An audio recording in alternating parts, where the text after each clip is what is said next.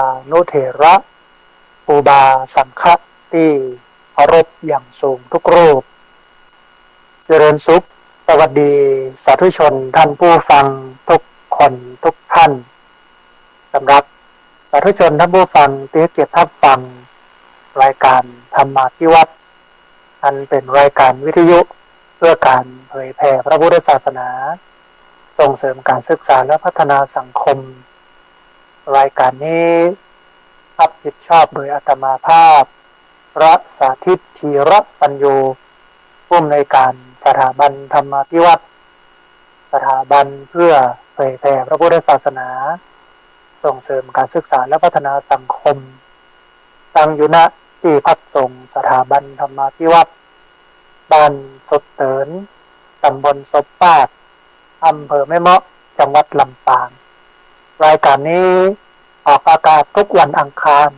ตั้งแต่เวลา 4-5 ไปจนถึง 7 โมงไม่เจ้าผ่านทางเครือข่ายสถานีวิทยุคลื่นสีขาวเพื่อชาวประชา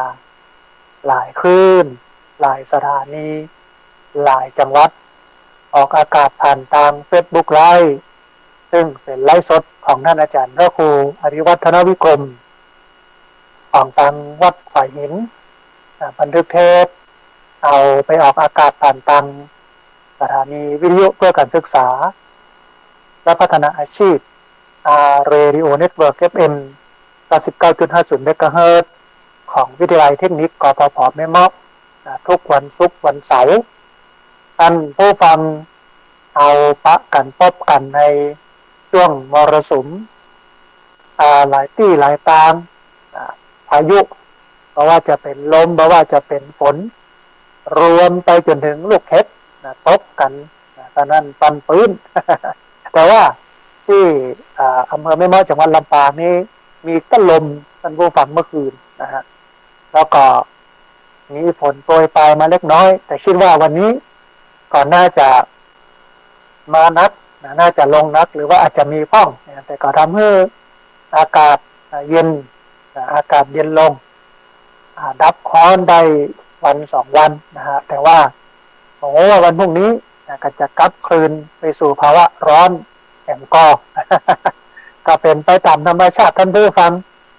ระบบของมันเป็นอย่างนั้นแต่ว่าเราเนี่ยมนุษย์เนี่ยจะไปเนี่ยความสมดุลของธรรมชาติมันรู้มันแหลวมันเป็นปัญหาเราก็รับกรรมกันไปแต่ว่าถ้าท่านใดอยากจะมาช่วยกันพอกอยธรรมชาติก็เรื่องของขยะ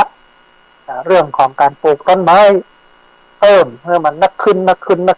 นะฮะเพื่อมันร่มมันเย็นเพื่อมันมีความสมดุลกันนะท่านผู้ฟังก่อนที่จะเข้าสู่รายการซึ่งเป็นเนื้อหาสาระในวันนี้ก็มีตรงนี้นะตอนนี้ขณะนี้ไปจนถึงวันที่17เดือนมีนาคมพุทธศักราช2566ก็จะมีสามเณรมาเรียนซึ่งเป็นวาระหรือว่าเป็นคาบเรียนสุดท้ายของสามเณรที่เรียนหลักสูตรทวิศึกษานี่ก็คือการเรียน2 อย่างไปพร้อมกันสายมัธยมสายธรรมะเนี่ยก็ไปด้วยกันคือม.4 ม.5 ม.6อันนั้นสาย1แต่สาย1คือสายเป็นว่าสายอาชีพหรือว่าสายอาชีวะก็คือปวช1 2 3เรียนไปด้วยกันซึ่งที่พักสงฆ์สถาบันธรรมาภิวัตน์เนี่ยก็ได้ดูแลสามเณรเหล่านั้นตอนนี้จบไป1 รุ่นแล้วจับช่างยนต์จบไป1 รุ่นประมาณ20 กว่ารูปนะฮะรุ่นที่2นี่เหลือ10 กว่ารูปที่มาเรียนก็ขณะนี้ก็อยู่ที่พักสงฆ์สถาบันธรรมาภิวัตน์นี้นะฮะแล้วก็เดี๋ยวสักกันหนึ่งเพิ่นก็จะทำวัดสวดมนต์เช้าภาวนากันไปตามปกติตามระบบเพิ่นมาอยู่นี่ก็ฝึกหลายเรื่องให้กับเพิ่นเคร่งครัดในศีลเชี่ยวชาญในศาสตร์ฉลาดในธรรมบำเพ็ญประโยชน์โปรดมหาชนการเรียนครั้งนี้ก็เป็นครั้งสุดท้ายเรียนช่างไฟท่านผู้ฟังจบไปแล้วก็ไปซ่อมไฟไปติดไฟไปเดินสายไฟไปดูระบบไฟในวัดถือจะพัดจะผูได้ลาสิกขา หรือว่าสิกขาลาเพศไปก็ไปประกอบอาชีพได้ เพราะว่าเรียนสายอาชีพมาตัวเรียนสายมัธยมมาตัวอันนี้เอามาอู้เพื่อได้ผู้ฟังในห้อมอนุโมทนาในห้อมยินดีกับสามเณรซึ่งเป็นลูกหลานเฮาเป็นบุคลากรของพระพุทธศาสนาที่เปิ้นได้มาห้ามมาเห็นกับนี้นะฮะอันนี้อันหนึ่งเนาะนะฮะทีนี้ท่านผู้ฟังเห็นเรื่องหนึ่งเป็นเรื่องของการทำบุญจัดซื้อที่ดินเอาไว้ไว้ในพระพุทธศาสนาตอนนี้เจ้าของที่เปิ้นก็มาแล้วนะประมาณ300,000 กว่าบาทแล้วก็ถ้าจะปรับปรุงพัฒนาเอารถแมคโครไปยกเอาจอมปลวกยกเอาต่อไม้แล้วก็ไปล้มต้นไผ่นะรวมไปถึงหัวรถหนามเนี่ยก็จะใช้อยู่ประมาณเกือบ400,000 กว่าบาทตอนนี้ก็ระดมทุนไปเรื่อยๆท่านผู้ฟังในช่วงปลายปีคือเดือนธันวาคมเป็นช่วงที่ทำศาลาโรงครัวเสร็จก็จะทำบุญศาลาโรงครัวในช่วงนั้นแล้วก็จะลวดในการทำบุญทอดผ้าป่าสามัคคีเพื่อสมทบทุนจัดซื้อที่ดินถวายไว้ในพระพุทธศาสนาพร้อมกันไปแต่ว่าระหว่างที่เดินระหว่างเวลาที่มันกำลังเดินไปถึงเดือนธันวาเนี่ยญาติโยมหลายผู้หลายคนซึ่งได้ปากนามไว้ว่าจะร่วมทำบุญก็มีการทยอยมากันหลายผู้หลายคนนะฮะมากินมาทานกันอันนี้ต้องอนุโมทนาบุญนะฮะท่านที่ปรากฏนามหรือว่านามแล้วก็ตลอดจนถึงแสดงความประสงค์จำนงหมายว่าจะร่วมทำบุญแล้วก็มาร่วมทำบุญกันแล้วพ่องก็มีอยู่หลายผู้หลายคนตอนนี้ก็จะได้อ่านรายชื่อให้ท่านผู้ฟังทั้งหลายได้ฟังกันนะฮะก็มีพระสมชาติชาตะปัญโยแม่คำเต้มคมคุณโยมขจรสารพีคุณโยมอุดมสารพีคุณโยมรัตนาพรสารพีคุณโยมนวรัตน์สารพีที่ดอยสะเก็ดจังหวัดเชียงใหม่ก็อินเอี่ยมแม่ทัศนีเม้งทองก็กำนันธัญพัฒน์ปาเขื่อนตะป้านานอนันต์ตันแก้วพระอภิเดชจันทมโนแม่บัวลอยศรีวงศ์แม่สังไวยพุทธาคุณโยมทองเปียวสุยาอินคุณโยมประภัสสอนสุยาอินแม่น้อยกัดนัดคุณโยมสุขคุณโยมจินดาใจยามีคุณโยมสุภาอุปนันท์ก้อยตีประยุทธ์แม่สายตนพุกทองแม่บุญมีวงดีแม่นวลแก้วทาแม่อัมพรคำแสงพ่อบุญชูแม่รัตดากาวิราชัยแม่อัญชรีคุณโยมนาราศักดิ์คำพรหมพ่อเสรีแม่สดใสวิจิตรเชโลธรแม่ละวิวันคุณโยมศิรินลดาคุณโยมอเนนชาชยโสคุณโยมตันหยงคุณโยมสมัทนะณลำปางพ่อฉไนทายรินแม่ทองคำทายรินพ่อสีทองดีแม่นำทองดีคุณโยมนิพาทองดีคุณโยมโอภาสพินโยคุณโยมกันนิกาพินโยคุณโยมสาริกาพินโยคุณโยมแสงจันทร์ชัยทิพย์คุณโยมพงศักดิ์ชัยทิพย์แม่รัตดาอักการเรือนแม่สุแก้วคำอ้วนแม่หวดจันทร์สุกปุ๊กแม่แต้มอุปนันท์แม่มีชัยพินโยคุณชุลิตาเมากาวินคุณโยมกมลพรมุนจันทร์แม่บัวสวนดอกโยมตะนอมเปียสายคุณโยมปฏิภาณเจ้าพิมายคุณโยมผ่องพันปันตีคุณโยมกนกพิษชัยนาคุณโยมพันนิตราพรหมมินทร์คุณโยมสุทัศน์ดีโมนคุณโยมคำสิทธิเขื่อนพระชาวลิตถิตะสัทโธคุณโยมมลิวันนักวิโรธคุณโยมจรัสศรีพันธ์ศรีนวลพระวิสิทธิตะวิสิทธโธพระครูโสพลปริยัติคุณโยมรัตดาวันปันเตพันเอกชัชวานบุญกรอบคุณโยมรัตนาบุญกรอบเรืออากาศโทสัญญาอาจารย์กันนิกาวรรณประทุมคุณโยมกัลยาวังทิพย์คงคาคุณโยมคำสุขโยธินคุณโยมกอบแก้วณธรรมคุณโยมสมศรีชิมรสคุณโยมกมลชนกโยธินคุณโยมพนิดากวนค คุณแม่สุชาดาเทพจันตาคุณโยมมิถิราโยธินคุณแม่อรุณใจแก้วแดงแม่แตนแก้วพะเยาคุณโยมประนอมปุ๋ยวงคุณโยมสุนิสาทิจูอันโทอำนาจส่งซักแม่สุวลีชูวัฒนขจรแม่คำนวณกำลังแข็งคุณโยมนัทธินีธีระคำคุณโยมลัคนาบุญมาเทพแม่จันเมืองใสคุณโยมมาลายแก้วปัญญาภูแม่ประมวลกันกองคุณโยมมิลินเบนมาคุณโยมชินกรเทพพุทธคุณโยมสำรองนนไทยคุณโยมพนมจอมอินตาคุณโยมรัตดาวันปันเตคุณแม่บุญมีจินาคุณบุญยืนชัยวังเย็นคุณวินัยจินา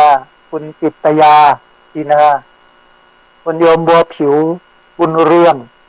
คุณโยมกมลกรกมลเหยกลาง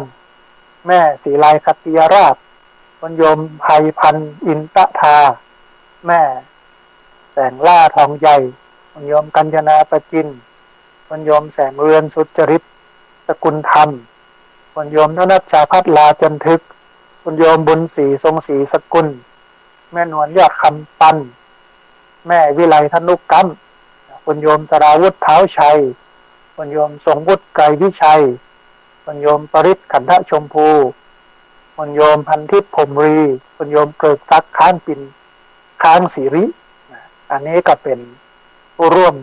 ทำบุญที่ผ่านมาแล้วก็แจ้งความประสงค์จำนงหมายจับจองกันมานะก็ร่วมทำบุญกันได้เรื่อยๆนะท่านผู้ฟังเนอะตามวาระโอกาสเวลาที่จะถึงแล้วก็ที่สำคัญที่สุดตามกำลังศรัทธาเรามีน้อยกับตานน้อยมีนักกับตานนักจะไปฮื้อกันตานมาเบียดเบียนความสุขมาเบียดเบียนการใช้ชีวิตของตัวเก่านะฮะสำหรับท่านใดที่อยากจะร่วมทำบุญสามารถร่วมทำบุญได้ที่ธนาคารกรุงไทยสาขาประตูชัยชื่อบัญชีที่พักส่งสถาบันธรรมาภิวัตรหมายเลขบัญชี536 0-755-318เป็นธนาคารกรุงไทยสาขาประตูชัยชื่อบัญชีที่พักส่งสถาบันธรรมาภิวัตรหมายเลขบัญชี536 0-755-318นะฮะแล้วก็ถ้าท่านใดมีเวลาอยากจะมาร่วมทำบุญได้มาพบกันได้มาอู้มามาแอวหากันนะก็เชิญเจริญพรนะแต่ว่าต้องโทรมาแจ้งล่วงหน้าเหี่ยก่อนมานัดหมายกันเหี่ยก่อน ว่าอยู่ก่อวันนั้นวันนี้นะไม่ใช่ว่าอาจจะโลมาจะเซอร์ไพรส์นะแล้วก็จะเจอเซอร์ไพรส์แต่ก็คือว่าบ่อยู่ ต้องแจ้งกันมาก่อนนะฮะอันนี้ก็เป็นรายชื่อหรือผู้ร่วมทำบุญเพื่อจัดซื้อที่ดินถวายไว้ในพระพุทธศาสนาของญาติโยมทั้งหลายต้องอนุโมทนาบุญกับญาติโยมทุกท่านตัวนะฮะท่านผู้ฟังตอนนี้เข้าสู่เนื้อหาสาระหลักของรายการนะในช่วงฤดูนี้เป็นฤดูร้อนเนี่ยมันมีเหตุที่จะทำให้เรานั้นได้รับอันตรายหรือเสียชีวิตประมาณสัก3-4-5 เหตุนะฮะเพราะฉะนั้นวันนี้ก็จะเอามาเตือนกันพระพุทธเจ้าได้ตรัสไว้ชัดเจนว่าเอาป้องกันเนี่ยก่อนดีก่อนแก้ไขเนาะช่วงฤดูร้อนเนี่ยอันแรกที่เราจะพบกันก็คือเป็นช่วงฤดูมรสุมมันมีอย่างพ้องมรสุมเนี่ยเนาะมันมีถึงฝนมีถึงฝนนะมีถึงลมมีถึงลูกเห็บและที่สำคัญคือมีถึงฟ้าผ่า4 อย่างนี้ต้องปะในฤดูกาลมรสุมนี้จนถึงเดือนหน้าด้วยนะก็จะไปมดกันที่เดือนพฤษภาเพราะฉะนั้นเราจะต้องหลีกเลี่ยงเราจะต้องป้องกันมากกว่าการแก้ไขในฤดูมรสุมที่มันจะเกิดขึ้นที่เราจะพบว่าจะเป็นลมที่มันณวันนี้อาจจะรุนแรงขึ้นกว่าเก่าด้วยซ้ำตัด ผิวเอาหลังคาเปิดไปกับหลากหลายนะฮะแต่ว่าอันนี้ก็ยังบ่ได้เป็นข่าวเตื้อว่าที่ไหนโดนห้องบ่โดนห้องนี่นะแต่ว่าเดี๋ยวเดือนเมษายนนี่คงจะนักขึ้นนะฮะอันนี้เป็นลมปัดปึ้งสองเป็นฝน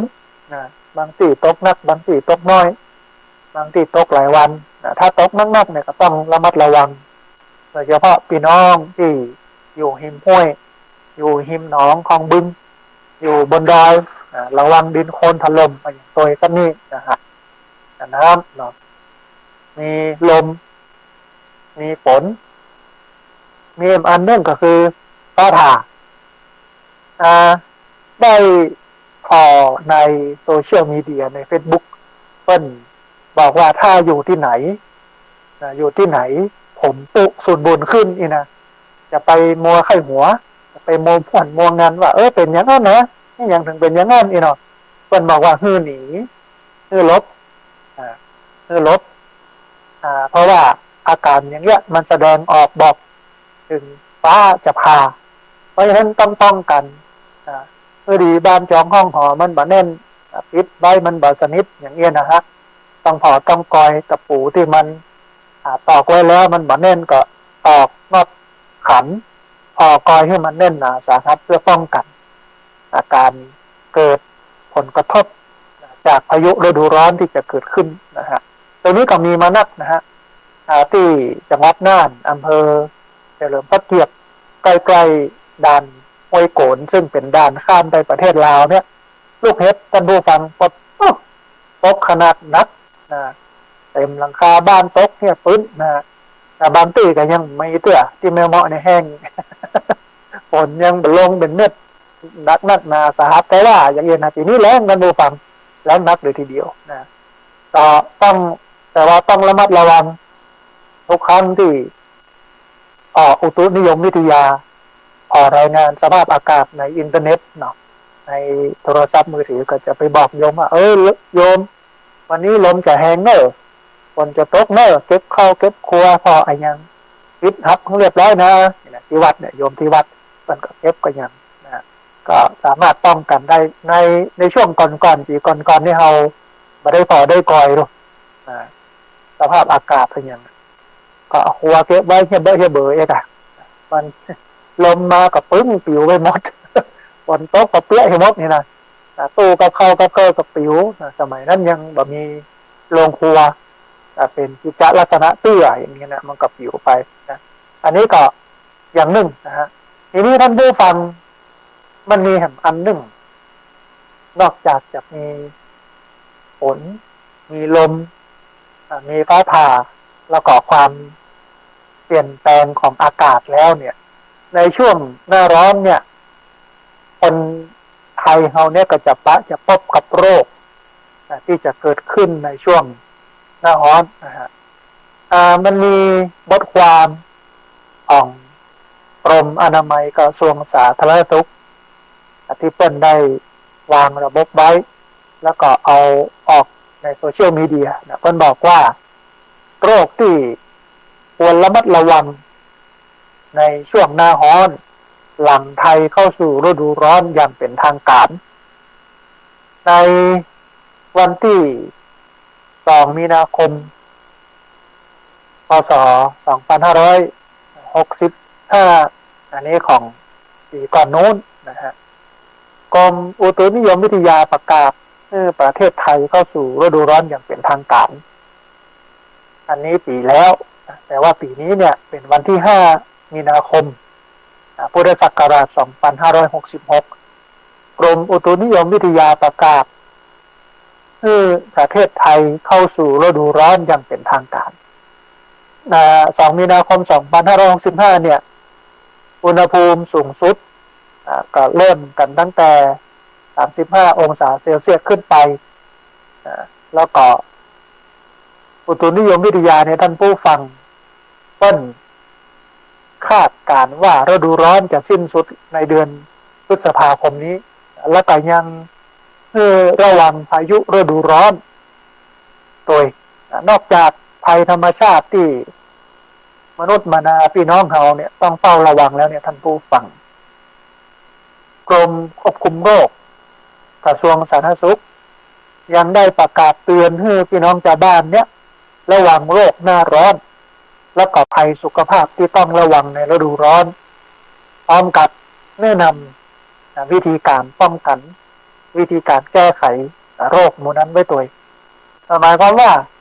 ในฤดูร้อนเนี่ยมันบ่ได้เจอเฉพาะเรื่องของลมเรื่องของฝนเรื่องของลูกเห็บเรื่องของฟ้าผ่าอย่างเดียวนะฮะ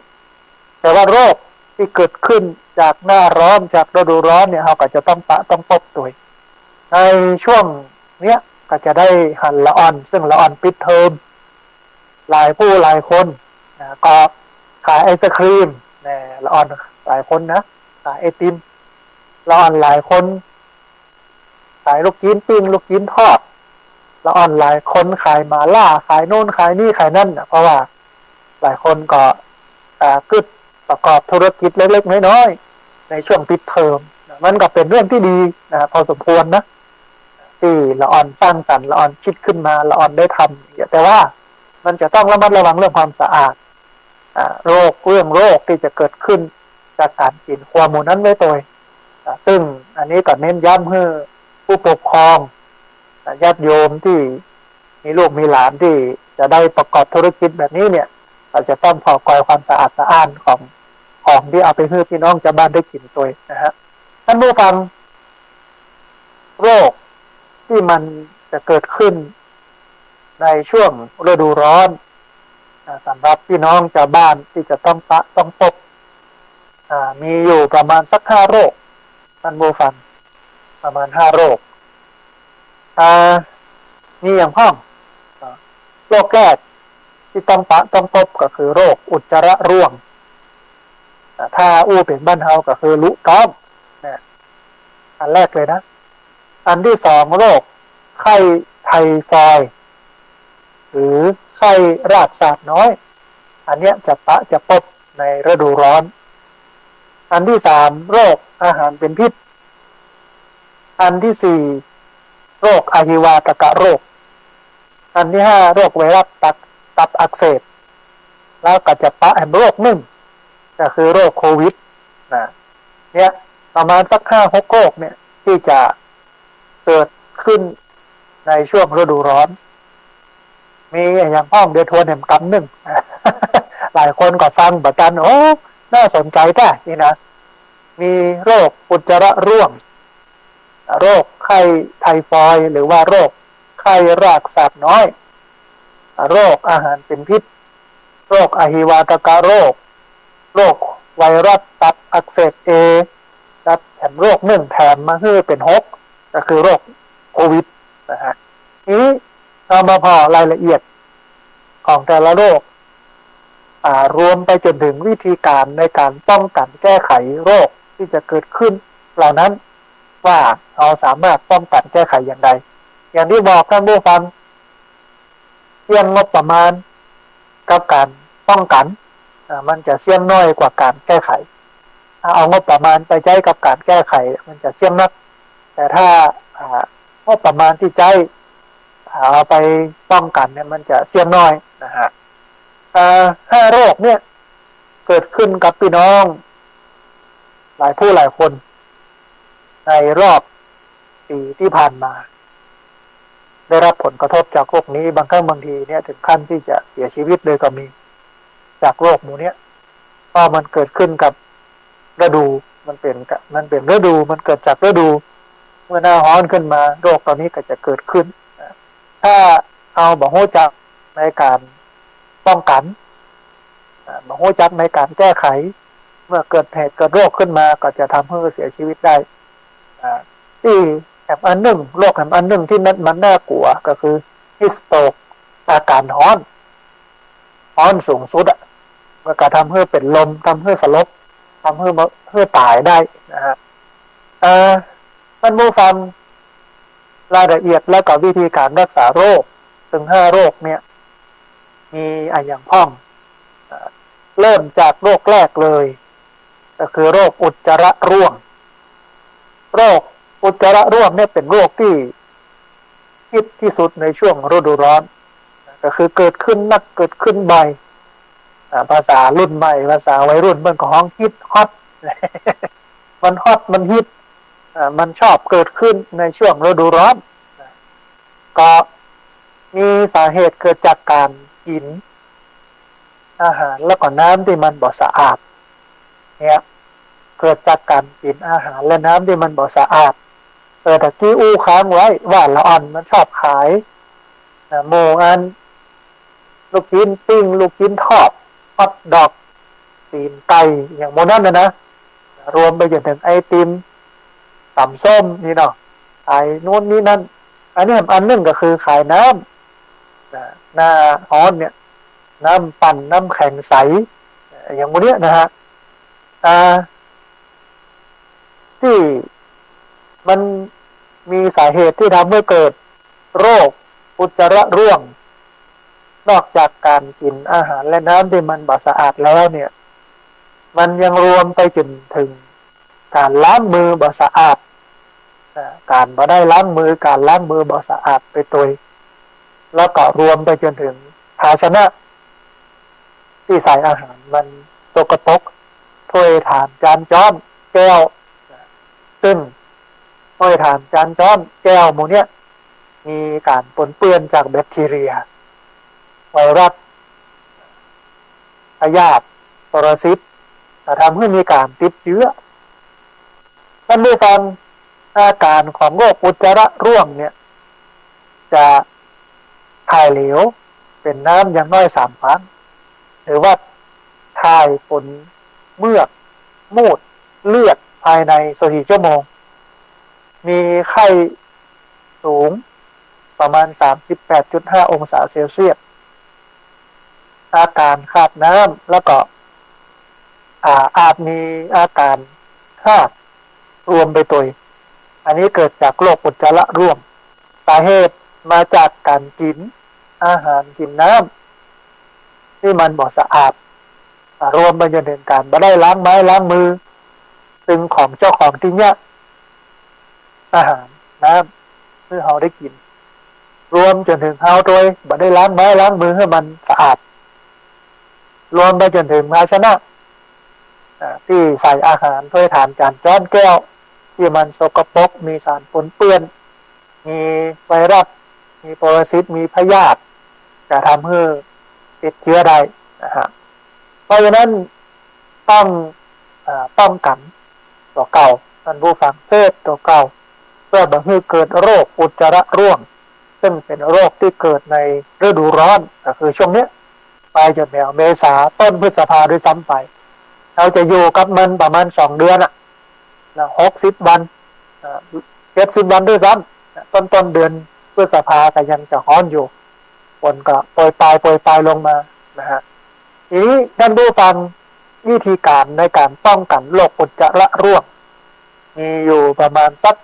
4 วิธีการแรกเพื่อนให้เรากินอาหารที่มันสะอาดแล้วก็ปรุงสุกรับประทานอาหารดิบแล้วก็ดื่มน้ำสะอาดอาหารดิบอาหารสุกดิบในฤดูร้อนเนี่ยก็ทำให้เกิดโรคอุจจาระร่วงโดยเฉพาะโมที่มักกินลาบดิบกินซ่ามาอันใหม่ของพี่น้องอีสานก็คือซอยจุอันเนี้ยเสี่ยงถ้ากินดิบนะถึงเนื้อหมูถึงเนื้องัวเนี่ยถ้าเรากินอาหารที่มันบ่สะอาดแล้วก็ปรุงบ่สุกรวมไปจนถึงน้ำที่มันบ่สะอาดเนี่ยก็จะทำให้เกิดโรคอุจจาระร่วงได้เพราะฉะนั้นต้องกินอาหารที่มันสะอาดแล้วก็ปรุงสุกรับประทานอาหารดิบแล้วก็ดื่มน้ำสะอาดเขาจะได้ยินข่าวกู้ปีนะในช่วงฤดูกาลนี้ว่ามีคนรุต้องเข้าโรงพยาบาลกันนักมีคนเกิดหูดับนี่ก็คือบ่ได้ยินเสียงต้องเอาไวรัสจากการกินอาหารดิบเนี่ยเข้าไปแทรกแซงระบบการทำงานของกันได้ยินนะรวมไปจนถึงเขาจะได้ยินเรื่องของการรุต้องนะเพราะว่ากินอาหารดิบกินลาบดิบอย่างเงี้ยเกิดเป็นพยาธิอย่าง นี้นะเพราะฉะนั้นเนี่ยต้องกินอาหารที่มันปรุงสุกอาหารที่มันสะอาดเว้นอาหารที่เป็นอาหารดิบหรือว่าสุกดิบนะครับแต่มันหนึ่งคือถ้าหากว่าเรามักกินผักเอามักผักบอกว่าจะเป็นผักสดที่เอามากับน้ำพริกเอามากินกับน้ำพริกนี่นะจะต้องล้างผักสดแล้วก็ผลไม้ด้วยน้ำที่มันสะอาดหลายๆครั้งเพื่อไอ้อย่างนั้นดูฟังเพื่อบ่ให้มันสกปรกปนเปื้อนแล้วก็มีพยาธิผสมปนเปอยู่ในผักนั้นหลายบ้านหลายคนการล้างผักเนี่ยเอาน้ำด่างทับทิมข้าวแก่ก็มีล้างน้ำเกลือนี่นะก็มีนะอันเนี้ยเป็นการล้างที่มีคุณภาพแต่ว่าหลายคนเนี่ยเปิดก๊อกเลยเอาไปล้างกับก๊อกกันสั่วสลัดซ้ายสลัดขวาก็เอามากินโอ้เหมาะดีผักสดนี่เนาะล้ำเนี่ยกับน้ำพริกก็กรอบก็หวานเนี่ยท้ายที่สุดมันบ่สะอาดมันก็ทำให้เกิดโรคอุจจาระร่วงได้มาเจอว่าเฉพาะกับอาหารดิบเป็นจีนที่มันดิบนะท่านผู้ฟังที่จะเกิดโรคอุจจาระร่วงในช่วงฤดูร้อนแม้แต่ผักสดก็ตามที่เขากินเนี่ยถ้ามันล้างบ่สะอาดก็อาจทำให้เกิดโรคอุจจาระร่วงได้รวมไปจนถึงทำให้เกิดเป็นพยาธิเพราะเขากินไข่พยาธิเข้าไปไข่พยาธิมันติดอยู่กับผักเมื่อไหร่จะทำให้เขานั้นเกิดเป็นโรคพยาธิใดอันนี้อันที่สองท่านผู้ฟังอันที่สามหมอแนะนำว่าต้องล้างมือให้สะอาดก่อนรับประทานอาหารหรือหลังถ่ายอุจจาระด้วยสบู่แล้วกับน้ำสะอาดอันนี้สำคัญแต่ว่าบริเวณเนี้ยหลายคนก็เริ่มมาใช้กระบวนการนี้ก็คือต้องล้างมือก่อนหลังเข้าน้ำหลังรับประทานอาหารให้เรียบร้อยก่อนกินข้าวแล้วก็หลังกินข้าวก่อนเข้าน้ำหลังเข้าน้ำเพื่อบ่ให้เศษแบคทีเรียเชื้อโรครวมไปจนถึงพยาธิต่างๆเนี่ยมันติดไม้ติดมือแล้วเขาก็ยิบเขากินเข้าไปในปากนะฮะแฮมอันหนึ่งเพื่อนบอกว่าถ่ายอุจจาระคือส้วมในส้วมอย่างถูกต้องอย่างถูกสุขลักษณะรวมไปจนถึงกำจัดขยะมูลฝอยแต่บางทีเป็นแหล่งสะสมของเชื้อโรคในช่วงหน้าร้อนเนี่ยจะปะปัญหากับแมลงวันซึ่งเป็นพาหะนำโรคท่านผู้ฟังหลายบ้านหลายพื้นที่เนาะแมลงวันนี่มันมากินเศษอาหารเศษอะไรอย่างต่างๆที่เขาทำอาหารอยู่แล้วก็เก็บมาเป็นที่เป็นตางมาปิดมาบังมามงอย่างไว้เลยนะมันก็จะเต็มไปหมดหลายคนก็จมนะบ้านนี้ยังมีแมลงวันนักแต่ว่าตอนเนี้ยอาหารก็มีตอนกินอาหารก็มีนี่เนาะแต่ทีนี้เราต้องมาปล่อยก่อนว่าเอาเศษอาหารเหล่านั้นคว้างเฮียเบอก็อันที่หนึ่งแล้วก็ที่สำคัญที่สุดก็คือเศษอาหารเหล่านั้นเราปิดไว้ดีก่อนถ้ามีที่เก็บเศษอาหารแล้วปิดไว้มีฝาปิดใส่ให้เรียบร้อยมันก็บ่เป็นปัญหาเพราะแมลงวันก็เกิดจากท่านเสร็จแล้วก็มาตอมอาหารเอากินเข้าไปก็เป็นโรคอุจจาระร่วงอันนี้เป็นโรคแรกท่านผู้ฟังที่อาจจะเกิดขึ้นไม่ใช่ว่าอาจเกิดขึ้นในช่วงฤดูร้อนก็คือโรคอุจจาระร่วงวิธีการป้องกันก็มีอยู่4วิธีก็แนะนำท่านผู้ฟังไปแล้วนะฮะทีนี้แถมโรคหนึ่งที่จะเกิดขึ้นในฤดูร้อนก็คือตั้งแต่วันที่5 เมษา5 มีนาไปยาวอยู่1 เมษาเผลอๆก็เป็นต้นพฤษภาคมนะก็จะหมดจะเสี่ยงคือโรคไทฟอยด์หรือว่าโรคไข้รากสาบน้อยโรคไทฟอยด์หรือว่าโรคไข้รากสาบน้อยโรคไข้ไทฟอยด์หรือว่าโรคไข้รากสาบน้อยเนี่ยท่านผู้ฟังเป็นโรคติดต่อผ่าน ตามการรับประทานอาหารหรือว่าน้ำที่มันปนเปื้อนเชื้อแบคทีเรียที่ภาษาฝรั่งเนี่ยก็น้องว่าซันโนเนลลาไทฟีพันโนเมล่าไทฟีอาการที่จะเกิดขึ้นจากการติดเชื้อหรือว่าติดแบคทีเรียปนเปื้อนอยู่กับ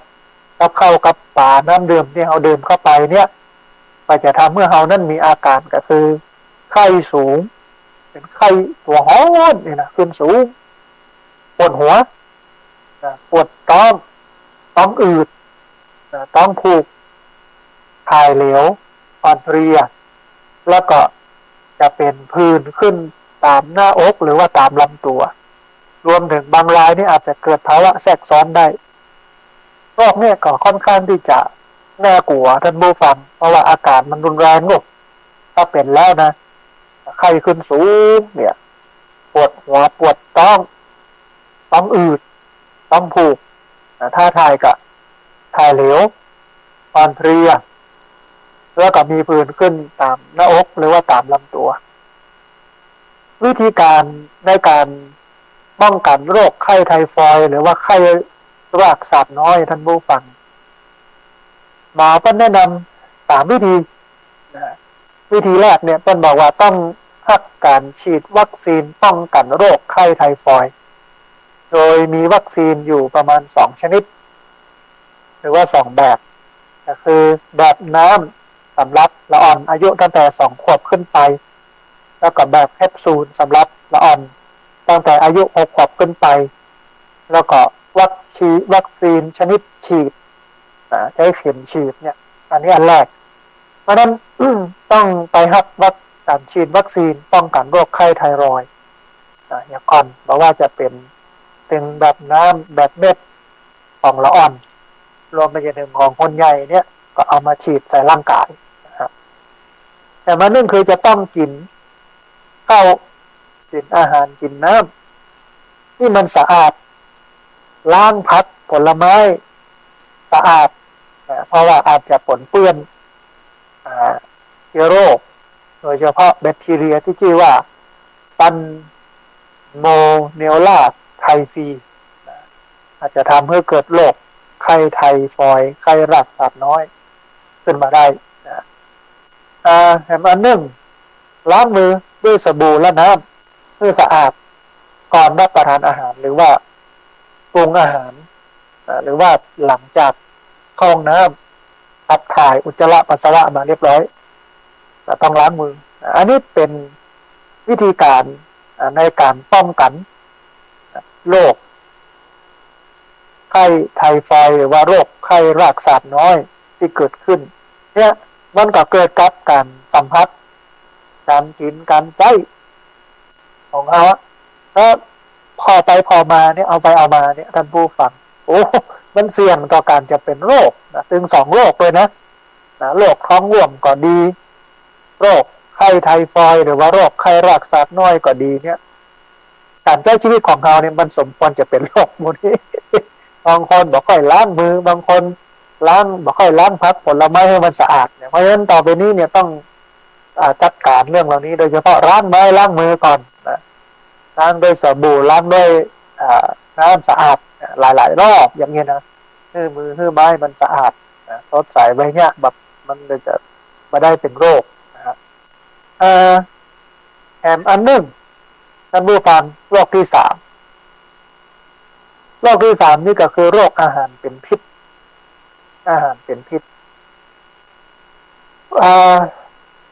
โรคอาหารเป็นพิษเนี่ย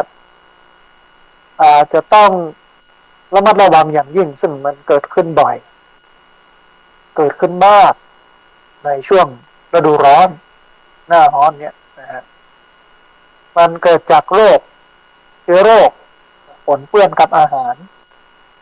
เมื่อเรากินข้าวก็จะทำให้เกิดการติดเชื้อ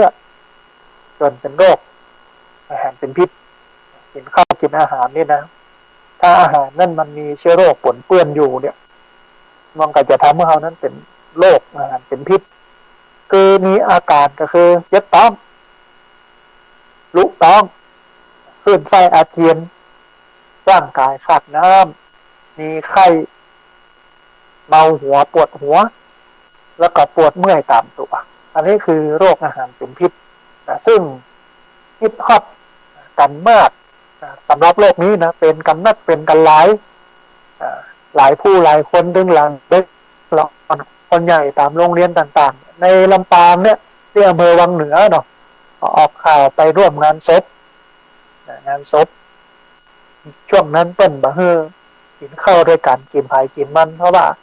เป็นภาวะโรคโควิดอยู่โรคระบาดกินไผ่กินมันเปิ้นก็สั่งข้าวกล่องมาแหละ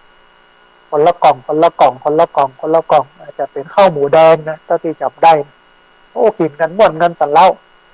ประกอบสักกำเนื่องกับลุต้อมเต้าของยากันเป็นแล้วปรากฏว่าอาหารเป็นพิษก็เลยเอาอาหารนั้นไปตรวจก็มันบูดมันเสียแต่ว่ามันไม่มีกลิ่นเปื้อนอย่างนี้นะฮะแต่ว่ามันบอดีเนี่ยอันเนี้ยก็เป็นอันหนึ่งที่เกิดขึ้นเจ้าของ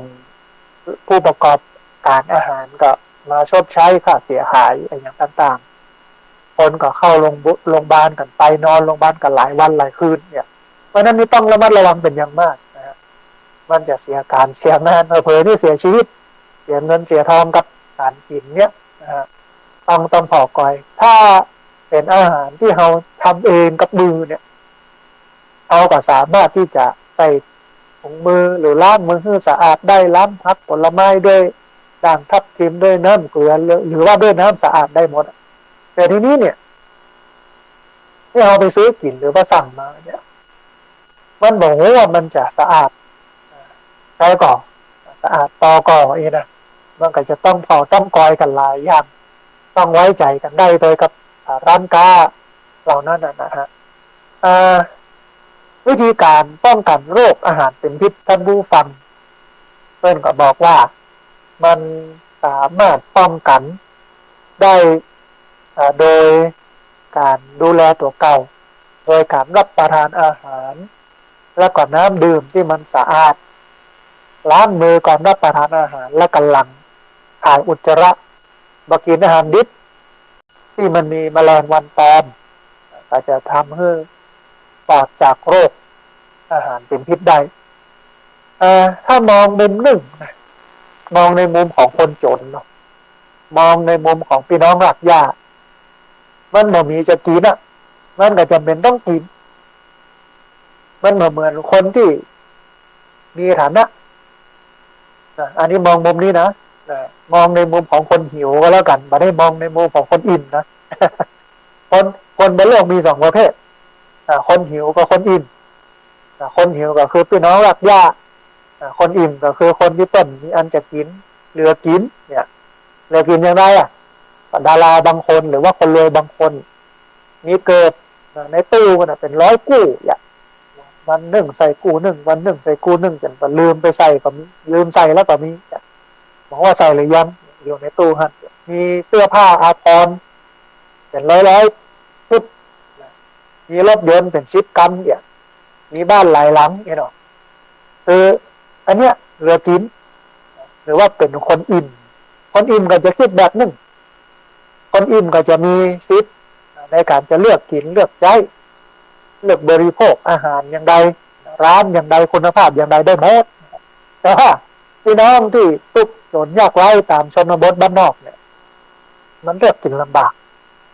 ทางเลือกมันน้อยอย่างแมลงเนี่ยรถที่ประกาศขายขายพริกขายหอมขายอย่างต่างๆตามบ้านตามจองเนี่ยนะมาแล้วเนี่ยเขาก็บอกว่าของที่เอามาขายมันมีคุณภาพหรือว่ามันมีคุณภาพซื้อไปก่อนจะได้เป็นอันดีมีกินเนี่ยก็ดีแล้วอันเนี้ยคุณภาพชีวิตของคนก็ยังมีอยู่อย่างนี้ทีนี้อันนี้แวะเรื่องนี้สักหน่อยนึงเรื่องนี้เป็นช่วงเสียงเลือกตั้งของนักการเมืองหลายพรรคอาจจะเสนอความคิดเห็นเรื่องนี้ก็ได้ฝากเพื่อนไว้แต่ถ้าเพื่อนได้เป็นญาติโตเฮามันก็ สามารถแก้ปัญหาปากท้องของรากหญ้าได้นะฮะเรื่องทางเลือกของการกินอาหารเนี้ยนะให้ปลอดภัยถึงวันนี้พี่น้องรากหญ้าชาวบ้านสุ่มเสี่ยงเพราะว่าของที่เอามากินเนี่ยมันจะปลอดภัยหรือไม่ปลอดภัยด้วยความที่ต้องกินนะมันมีสตาร์ทนักกว่านั้นแล้วอย่างนะจะเป็นต้องกินเนี่ยมันก็ลำบากอยู่ท่านนี้อันนี้คือโรคอาหารเป็นพิษนะเป็นโรคที่ 3นะฮะโรคที่ 4ท่านผู้ฟังโรคอหิวาตกโรคโรคอหิวาตกโรคนี่เป็นโรคติดเชื้อระบบทางเดินอาหารจากแบคทีเรียชนิดเฉียบพลันมีอาการก็คือถ่ายเหลวหรือว่าถ่ายเป็นน้ำอย่างรุนแรงซึ่งอุจจาระจะไหลออกมาโดยบ่รู้ตัวมีสีขาวขุ่นเหมือนกับน้ำเข้าแต่บ่มีอาการเจ็บท้องคลื่นไส้อาเจียนจะส่งผลให้ร่างกายนี่มันขาดน้ำแล้วก็มีภาวะแทรกซ้อนจนอาการรุนแรงจนถึงเสียชีวิตได้อันนี้โรคอหิวาตกโรคนะอาจจะเกิดขึ้นในช่วงฤดูร้อนเนี่ยแบบเป็นเรื่องของการกินที่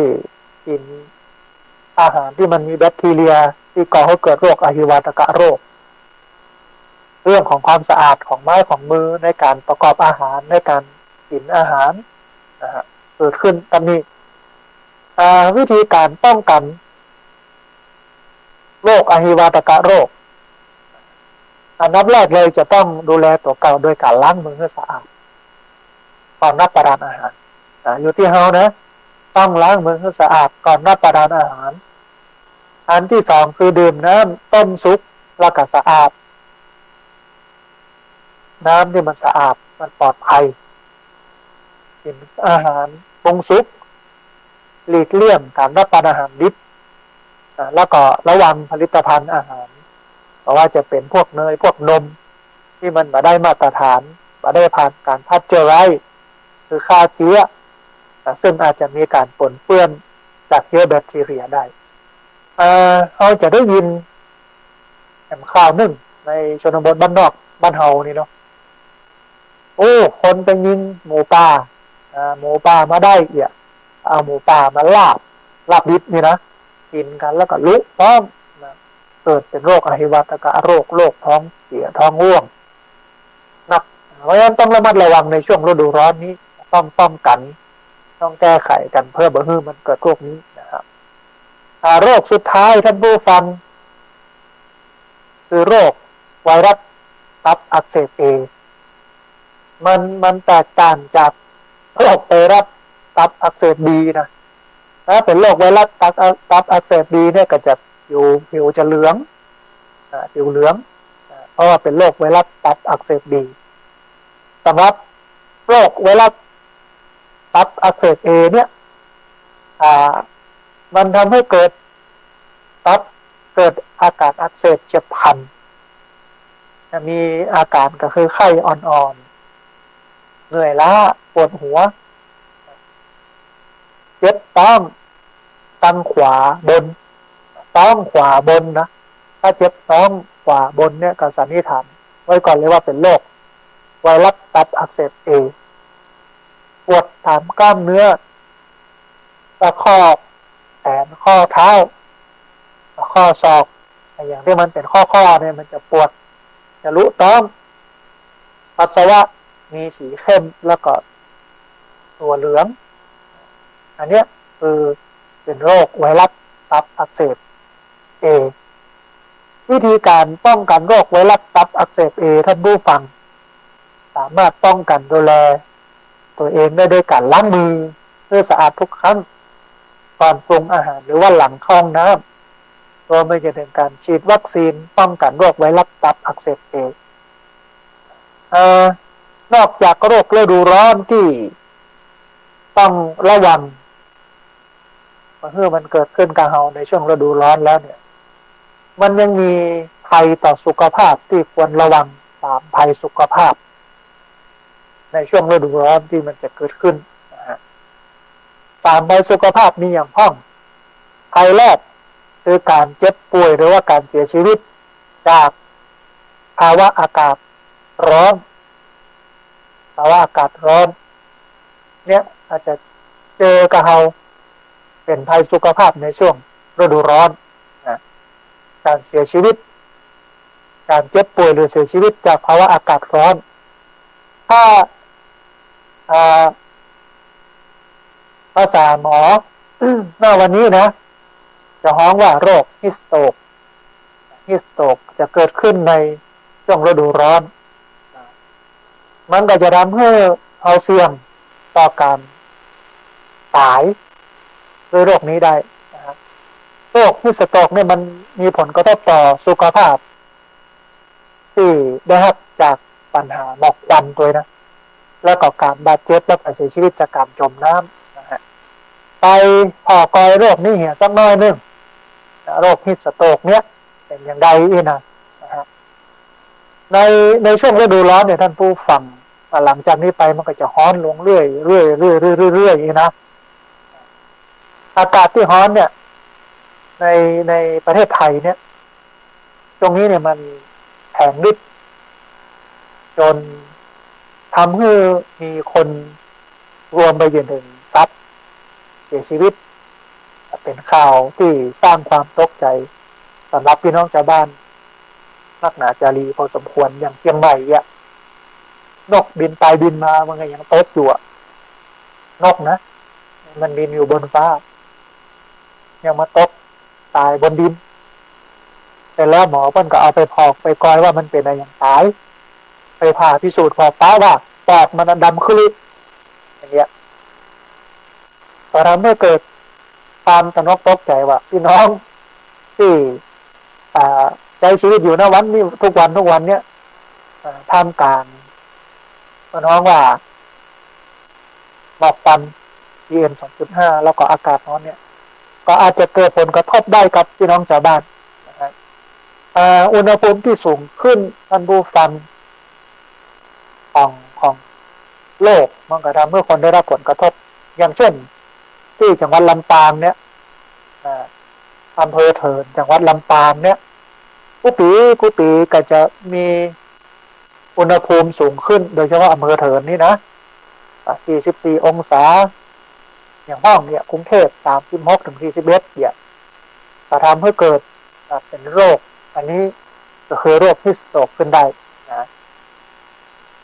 อย่างอำเภอเถินเนี่ยติด1 ใน 5ของโลกที่อุณหภูมิสูงที่อำเภอเถินที่ 13.5 องศาเซลเซียสทำให้เกิดโรคฮิสโตกขึ้นโรคลมแดดหรือว่าโรคฮิสโตกเนี่ยมันมีสาเหตุมาจากความร้อนที่มันนักเกินไปร้อนจนเกินไปจนทำให้อุณหภูมิในร่างกายเนี่ยมันสูงกว่า40 องศาเซลเซียสปกติเนี่ยอุณหภูมิในร่างกายของเราเนี่ยมัน37 องศาแต่ถ้ามันขึ้นไป40 องศาเซลเซียสเมื่อใดเนี่ยมันจะทำให้อวัยวะภายในรวมไปจนถึงระบบเครื่องในครัวในต่างๆตับไตครัวในไส้ปอดของเรานี้มันผิดปกติซึ่งอาจก่อให้เกิดอันตรายถึงแก่ชีวิตได้มันมีวิธีการแก้ไขโรคนี้อยู่แล้วก็มันมีข้อบ่งชี้หรือข้อบ่งบอกว่าใครข้องที่เสี่ยงต่อการจะเป็นโรคฮิสโตกกลุ่มคนที่เสี่ยงป่วยเป็นโรคลมแดดหรือว่าโรคฮิสโตกเนี้ยมีไผ่ข้องท่านผู้ฟังอันดับแรกนักกีฬาอาชีพแล้วก็สมัครเล่นสำหรับเล่นกลางแจ้งนะอันนี้เสี่ยงต่อการจะเป็นโรคลมแดดหรือว่าโรคฮิสโตกละอ่อนผู้สูงอายุต้องระมัดระวังแดดร้อนลมร้อนแบบต้องออกไปทั้งนอกทั้งบ้านคนใช้แรงงานที่ทำงานกลางแจ้งเป็นเวลามืนพี่น้องที่ใช้แรงงานทำงานกลางแจ้งคนป่วยเป็นโรคความดันสูงเบาหวานหัวใจ